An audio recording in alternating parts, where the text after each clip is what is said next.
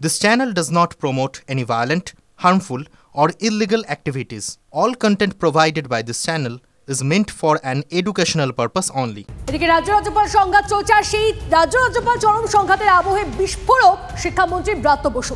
TV9 বাংলায় একান্ত সাক্ষাৎকারে শিক্ষামন্ত্রীর অভিযোগ, রাজ্যপাল CV আনন্দ বোস তার এখতিয়ারের বাইরে গিয়ে কাজ করছেন। কি বলেছেন তিনি শোনাবো। রাজ্যপাল সংঘাত এবং সেই সংঘাত বলা চলে ক্লাইম্যাক্সে এসে উপনীত হয়েছে। সেই জায়গায় দাঁড়িয়ে খোদ শিক্ষামন্ত্রী ব্রাত্য বসুর সঙ্গে রয়েছেন। ব্রাত্যবাবু, রাজ্যপাল বিশ্ববিদ্যালয়গুলোর যে দুর্নীতির তদন্ত করতে এসেছেন তার নির্দেশ কি সরকারের কাছে এসে পৌঁছলো? কোনো নির্দেশ আসেনি। কোথায় দিলেন, কাকে দিলেন এখনো জানি না। পুরোটাই একটা ধোঁয়াশায় পরিপূর্ণ ব্যাপার। আশা করছি নিশ্চয়ই আজকে ছুটি আছে, হয়তো সোমবার পাবো আশা করি।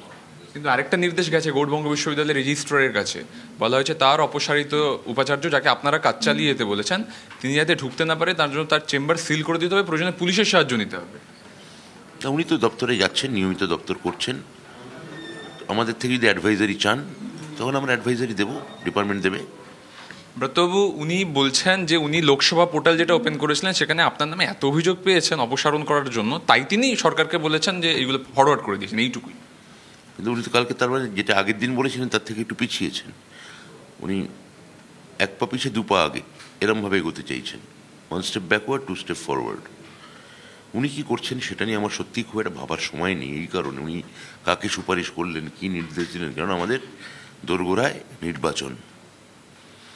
তো যেহেতু নির্বাচন এসে গেছে, আমাকে আমার দমদমে আমার প্রার্থীর প্রচার করতে হচ্ছে।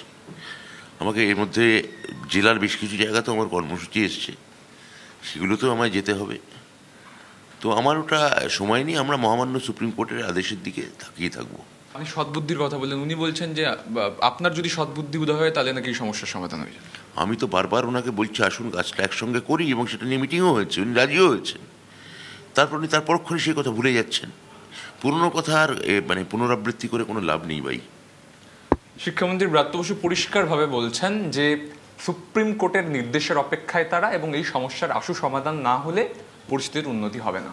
ক্যামেরা অভিজিতের সঙ্গে সুমন, TV9 বাংলা, কলকাতা। শিক্ষামন্ত্রী বলছেন রাজ্যপালের লোকজন গোলমাল করছেন, আর অন্যদিকে শিক্ষায় দুর্নীতি বরদাস্ত করব না, এমন স্পষ্ট বার্তা রাজ্যপালের। বিশ্ববিদ্যালয়ের দুর্নীতি সহ্য করব না, TV9 বাংলা এক্সক্লুসিভ CV আনন্দ বোস। মুখ্যমন্ত্রীর সঙ্গে আলোচনা হয়েছে, আর বিতর্ক চাই না। শিক্ষামন্ত্রী যে অবস্থান নিচ্ছেন সেটা ভালো নয়। শিক্ষামন্ত্রী খুব দ্রুত অর্ডারের কপি পাবেন, এমনটাই জানিয়েছেন রাজ্যপাল। শিক্ষামন্ত্রী একজন লেখক, তার মাথায় কি চলে বুঝি না, মন্তব্য বোসের। Bengali universities, I see the onrush of violence and intimidation. And also there are complaints about corruption. None of these things will be allowed to happen in the university. Strong action will be taken to understand the truth behind the allegations. I have ordered the institution of a judicial inquiry. The Education Minister is stating that he wants to work with you. You are not just forwarding your hand. My esteemed constitutional colleague, the Chief Minister, and me as Governor, we met together as instructed by the Supreme Court of India. As instructed by the Supreme Court of India, the Attorney General came here. Discussions were held. We were proceeding on a path of conciliation to the extent possible. At that time, if the Minister takes such a stand, it is very intriguing. The good relation which is there between the head of the state, the Governor, and head of the government, the Chief Minister, is sought to be maligned and destroyed. I would like to close this chapter. I would like olive branch to be there in all the universities. Education Minister stating you, commenting about you, Sri Bhagavan of Raj Vrindavan. He is a writer, a creative person. What happens in his imagination, I cannot understand. I cannot comment on that. I wish him the very best. Whatever such statements are immaterial as far as my function as the Governor is concerned. রাজ্যপাল তিক্ত সম্পর্কের যে গৌড়বঙ্গ বিশ্ববিদ্যালয় নিয়ে জোর টানাপোড়েন। বিশ্ববিদ্যালয়ের উপাচার্য রজত কিশোর দেকে তার ঘরে ঢুকতে না দেওয়ার নির্দেশ রাজ্যপালের। এ বিষয়ে কড়া ভাষায় বিশ্ববিদ্যালয়ের রেজিস্ট্রার বিশ্বজিৎ দাসকে চিঠি আচার্যের। বিষয়টি রাজ্য সরকার ও ঊর্ধ্বতন কর্তৃপক্ষকে জানাবেন, মন্তব্য রেজিস্ট্রারের।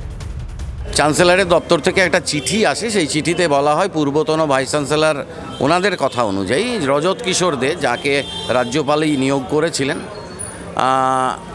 এবং অপসারণও করেছেন, তাকে যেন আমরা ভাইস চ্যান্সেলরের চেম্বারে ঢুকতে না দিই। মন্ত্রী মহোদয়, higher education department, executive council এবং সর্বোপরি আমাদের স্টেক হোল্ডাররা, ছাত্র, শিক্ষক, কর্মচারীরা, তাদের সঙ্গে কথা বলবো, তারপর আমি সিদ্ধান্ত নেব। এ নিয়ে কেন্দ্রীয় শিক্ষা প্রতিমন্ত্রী সুভাষ সরকার কি বলছেন শুনুন।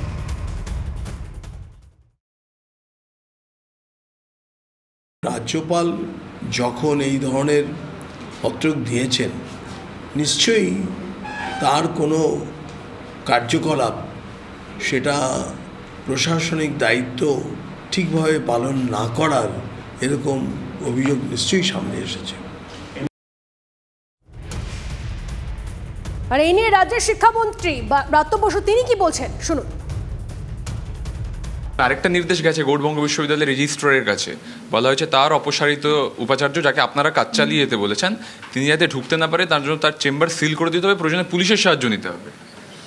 উনি তো দপ্তরে যাচ্ছেন, নিয়মিত দপ্তর করছেন। আমাদের থেকে যদি অ্যাডভাইজারি চান তখন আমরা অ্যাডভাইজারি দেবো, ডিপার্টমেন্ট দেবে।